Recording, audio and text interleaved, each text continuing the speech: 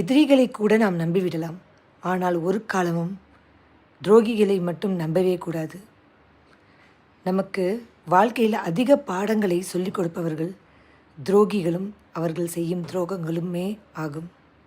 ஆக நம்மளோட தோளில் கை போட்டு போகிறவங்க எல்லாருமே நண்பர்களும் இல்லை, அதே நேரத்தில் நம்ம எதிர் நின்று நம்மளுக்கு எதிராக நின்று பேசுகிறவங்க எல்லாமே எதிரிகளும் கிடையாது. எதிரி நம்ம மூஞ்சிக்கு நேராக நின்று நம்மளை எதிர்ப்பான், அதனால் நம்மளுக்கு பிடிக்கிறதில்ல. ஆனால் துரோகி நம்ம கூடையே இருந்துட்டு நம்ம முதுகுலையே குத்துவான். அவன் நம்மளுக்கு அடையாளம் பெருசாக தெரியாது. அவனை அடையாளம் நம்ம கண்டுபிடிக்கும்போது ஏற்கனவே நம்ம அவனால் பாதிக்கப்பட்டிருப்போம். பாதிப்பு வர்றதுக்கு முன்னாடியே துரோகி யார் எதிரி யார் அப்படிங்கிறத நம்ம அறிஞ்சு பழகணும். கண்டுபிடிக்க முடியலையா, நம்ம பழகிறத நிதானித்து பழகணும். அதுவும் கண்டுபிடிக்க முடியலையா, பிரச்சனை இல்லை.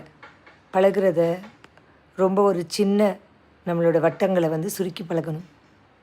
அடிபட்ட பிறகு நாளைக்கு ஆச்சே பூச்சேங்கிறத விட வருமுன் காப்போம். வரத்துக்கு முன்னாடியே எதிரி யார் துரோகி யாருன்னு கண்டுபிடிக்க முடியலைன்னா நம்மளோட வட்டத்தை சுருக்கியே நம்ம வாழலாம். நம்மளுடைய வட்டம் சிறிதாகிறதுனால யாருக்கு எந்த தீங்கும் வரப்போகிறதில்ல. நம்மளுக்கும் பிரச்சனை இல்லை, அடுத்தவங்களுக்கும் பிரச்சனை இல்லை. இதனால் நம்மளுக்கு வர ஒரு பாதிப்பை நம்ம தவிர்த்திருந்துக்கலாம். இன்றைக்கி யாரை நம்புறது யாரை நம்பக்கூடாதுங்கிறது தெரியாத உலகத்தில் நம்ம தான் சுதாரிப்பாக இருந்துக்கணும். ஸோ புத்திசாலித்தனமாக நம்ம நடந்துப்போம்.